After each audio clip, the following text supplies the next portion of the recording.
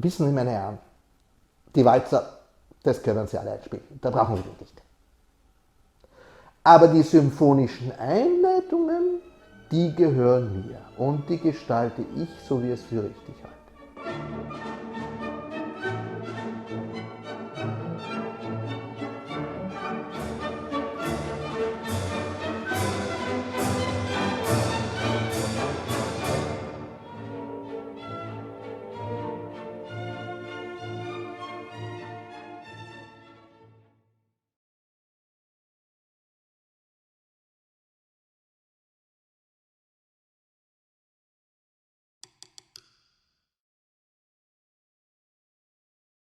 Lieber Herr Werber, vielen Dank, dass Sie sich bereit erklärt haben, Ihre persönlichen Erinnerungen an Herbert von Karajan mit uns zu teilen.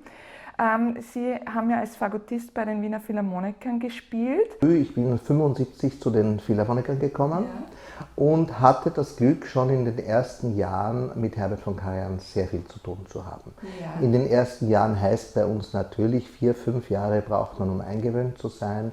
Also es war in den frühen 80er Jahren und habe ich da einfach mit 4., 5., 6. Tschaikowski am Solofagott halt so die schönste Zeit erlebt, die man da haben kann, wenn einem so richtig das, was man gerne präsentieren wollte, mit dem Orchester, man durch das Orchester unterbreitet wird, so wie es der Karajan gerne gemacht hat.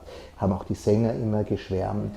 Wenn eine Solostelle, wenn eine Solist ist, dann geht alles nach dem Solisten, sofern es in seiner Geschmacksrichtung ist, und es wird alles ausgebreitet und der Klang hat sich dem ganz unterzuordnen. Und das war eigentlich das Tolle dran. Das heißt, man hat so wie der Sänger drüber singen können und hat sich wohlgefühlt. Genau. Es geht um das Wohlfühlen. Und auf dieses Wohlfühlen hat er immer extrem geschaut. Aber ich kann sagen Ihnen ein Beispiel, was für mich also eigentlich das unglaublichste Erlebnis war. Ich spiele meine erste Tschaikowski-Symphonie mit Herrn von Karajan. Und man hat also die erste Probe und es ist der erste Satz vorbei und es kommt der zweite Satz, der für uns sehr solistisch ist, am Ende dieses zweiten Satzes, und da gibt es einen Ton bei der letzten Phrase, der zu verklingen ist, am Schluss des zweiten Satzes. Und dieser Ton hört mit 3 Pizzicatos auf. Und die sind in Halbtakten vom Cello zu spielen. Und der Herr von Karajan hat das sowas von zart gegeben, dieses erste Pizzicato, weil man auf einem Pianissimo hängt, und das zweite noch zarter, und dann habe ich geschaut, wann das dritte kommt, und es kam nicht. Also ich habe irgendwann einmal aufhören müssen, den Ton zu spielen, weil ich keine Luft mehr hatte, und sagt er ein bisschen indigniert, das war bitte bei der Probe, sagt er indigniert: Sagen Sie einmal, Herr Professor Herzer am Cello, wieso spielen Sie denn dieses letzte Pizzicato nicht? Na ja, sagt der Herzer, Sie haben ja kein Aviso gegeben. Brauchen Sie ein Aviso, wenn der junge Kollege mit dem Ton aufhört? Da brauchen Sie doch nicht mich. Hören Sie zu. Und das gibt unglaubliche Sicherheit, und deswegen hat er das in der Probe auch gemacht. Ja. Weil ich weiß jetzt, in dem Fall noch dazu als sehr junger Kollege, ich weiß dann, dass ich das so lange halten kann, wie es für mich bequem und musikalisch sinnvoll ist. Und nicht warten muss, bis er das abschlägt, wie es jeder andere machen würde. Und das ist auch das große Vertrauen, das er dann auch in einen jungen Kollegen setzt. Ja. Und damit weiß man hat das Vertrauen des Dirigenten. Und der Dirigent macht etwas sehr Arges eigentlich, so wie ein bisschen wie in einer Schulklasse. Man ist so ein bisschen der Klassenprimus. Nach dem geht's jetzt bitte. Auch wenn ihr alt arrivierte Philharmoniker seid, nach dem geht es. Ja. Ist natürlich für Seniorkollegen dann nicht so lustig. Das ist schon klar. Aber es sind die Grenzen im ersten Moment abgesteckt und ich kann mich ab der ganzen Probe frei bewegen. Ja, und musikalisch frei bewegen. Ja? Absolut, ja. Das verstehe ich. Gut, also das als Beispiel, das ist, was eigentlich seine Stärke war und von dem ich schwärme. Und ich habe noch etwas, was vielleicht auch eine witzige Erzählung ist, um das abzurunden, das ist jetzt 40 Jahre später, 35 Jahre später, wenn man dann einen Herrn Domingo bespricht und beplaudert Und ich wollte beim Domingo wollte ich eine Unterschrift haben für eine schöne Sache, die er dirigiert hat. Und er sagt mir wörtlich auf Englisch natürlich, wieso willst du eine Unterschrift haben von mir? Wir kennen uns seit 40 Jahren. Ja. Sage ich, Meister, wieso? Ich weiß, ich war das zweite Jahr beim Karajan mit Don Carlos auf der Bühne und es hat geheißen, es kommt ein neuer junger Fagottist und das warst du.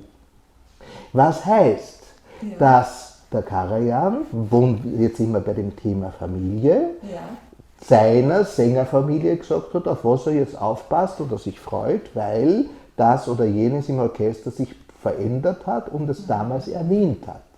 Würde heutzutage niemand eigentlich tun, weil das eine ist Orchester und das andere ist Sänger. Ja. Aber als es einem Placido das damals gesagt wurde vor 40 Jahren, sodass er sich daran erinnert, ist ein Zeichen von Familienbildung, die der Herr von eigentlich immer gerne machen wollte. Aha, ja.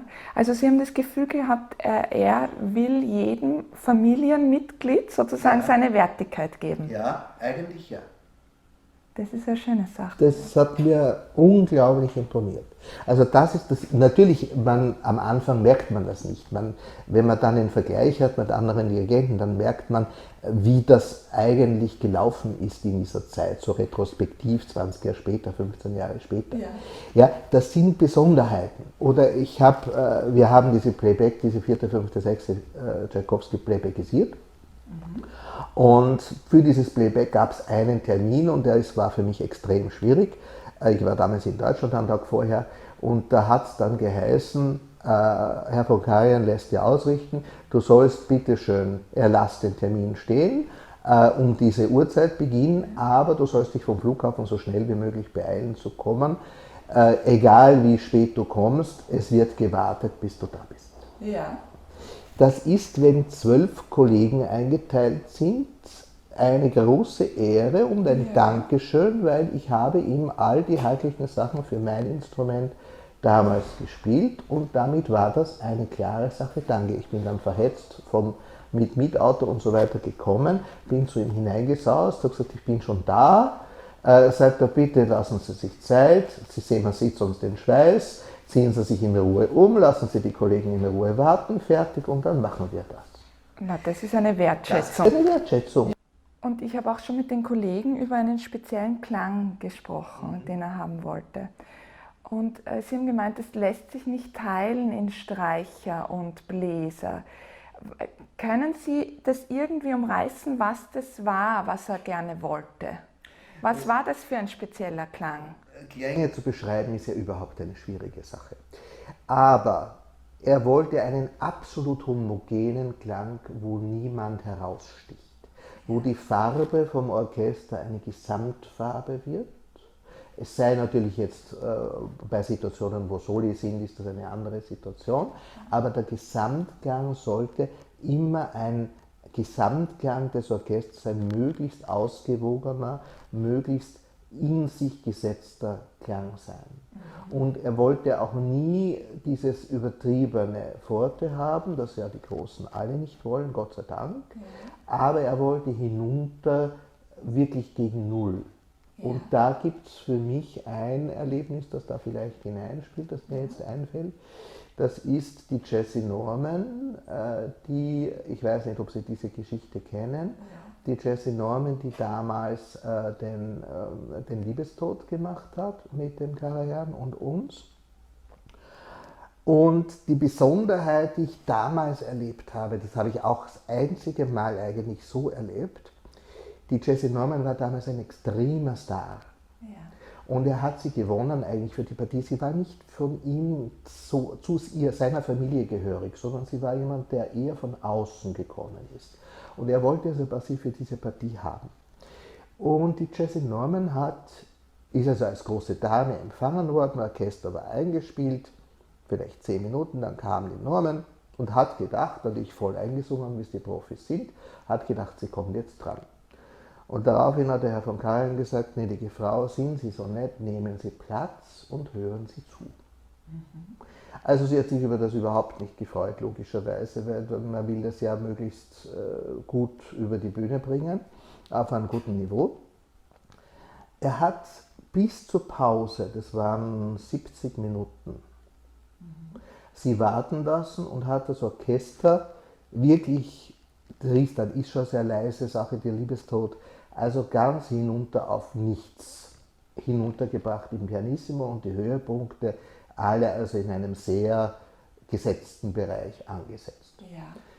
Und dann zu ihrem großen Ärger hat er gesagt, wunderbar, jetzt machen wir Pause.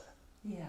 Dann ist die Frau Norman in ihr Kammerl gegangen und ist dann zurückgekommen, eben zu dieser echten Probe und singt jetzt endlich ihren ersten Ton. Ja.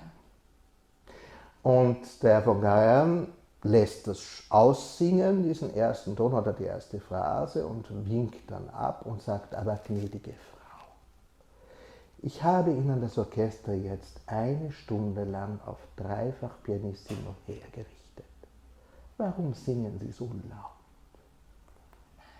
Sie war fassungslos.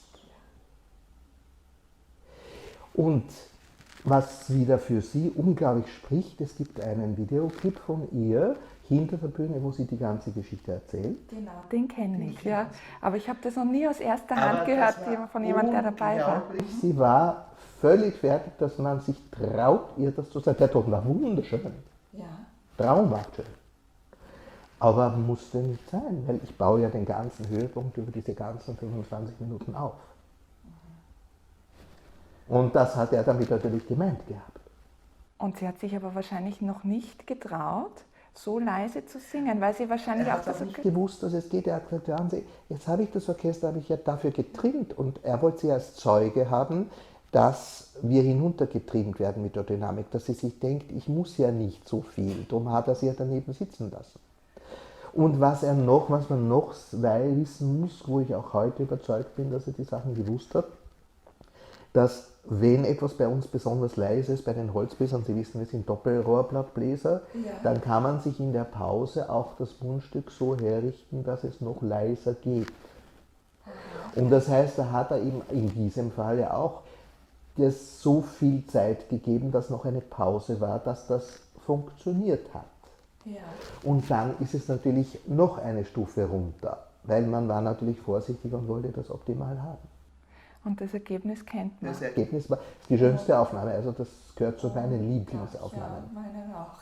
Wenn wir jetzt schon bei Favoriten sind, haben Sie eine Lieblingsaufnahme, zu der Sie immer wieder zurückkehren? Ja, also jetzt habe ich gerade den Isoldes Liebestod erwähnt. Das ist natürlich kein Stück, das man gerne auftritt, ohne jetzt nicht wirklich Zeit, Ruhe und das einfach genießen zu können.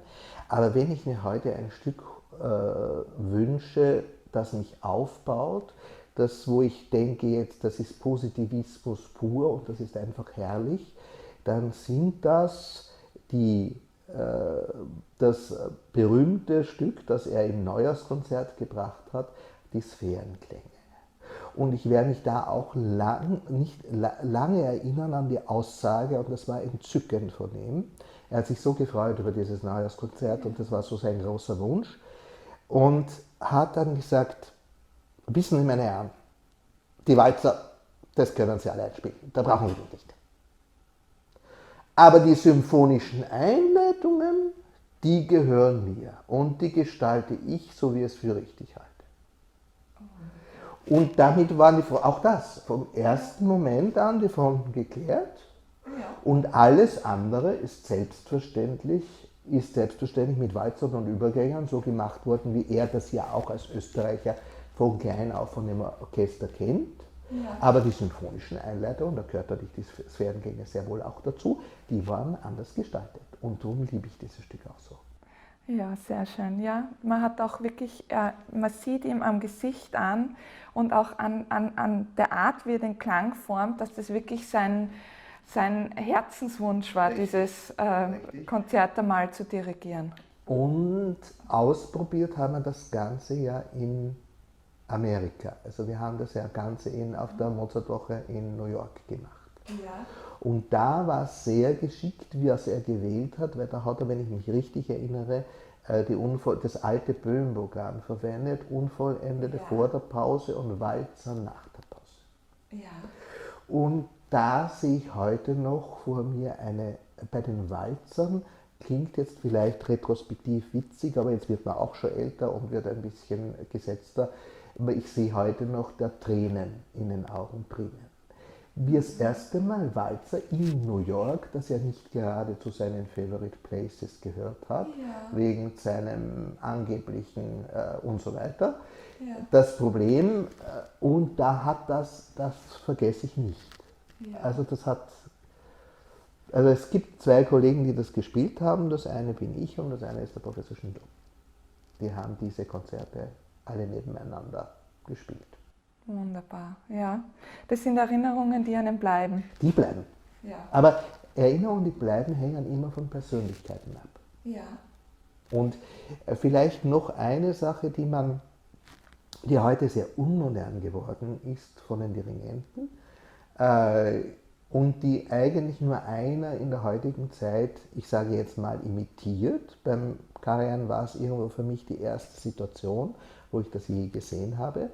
Es wird ein Tempo vorgegeben und dieses Tempo läuft. Und ab dem Moment, dass dieses Tempo sozusagen im Laufen, im Phrasieren drinnen ist, gibt es kein Tempoaviso mehr vom Dirigenten. Es gibt ein Gestaltungsaviso, aber es gibt kein Tempoaviso mehr. Im Moment, der das Tempo verändert haben will, greift er ein, es wird verändert auf das, wie er es haben will und der Rest läuft wieder weiter. Das kann heute maximal Thielemann, auch nicht immer. Karajan konnte das bis zum Exzess. Das ist völlig von allein weitergelaufen und wenn man irgendwann wo nicht eingesetzt hat, war schon die Frage, es ist doch alles selbstverständlich und eben auch immer die Frage, was brauchen Sie mich dazu? Das ist ja, die Musik läuft ja für sich allein. Ja. Ich muss ja nicht ständig alles regeln. Und da merkt man wieder dieses Vertrauen, das er in hochprofessionelle Musiker hat. Und eigentlich das Vertrauen ist das Interessanteste, was Sie da ansprechen, was die besten Dirigenten eigentlich haben.